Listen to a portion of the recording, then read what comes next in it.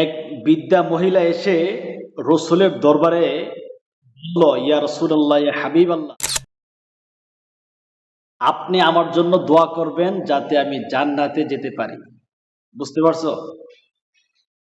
রসুল পাক সাল্লাল্লাহু আলাইহি ওয়াসাল্লাম বললেন, বৃদ্ধ মহিলা কখনো জান্নাতে প্রবেশ করবে না। বুঝতে পারছো? জান্নাতে প্রবেশ করবে না। কান্না করতে লাগলো। ঠিক আছে? কি বলে রসুল?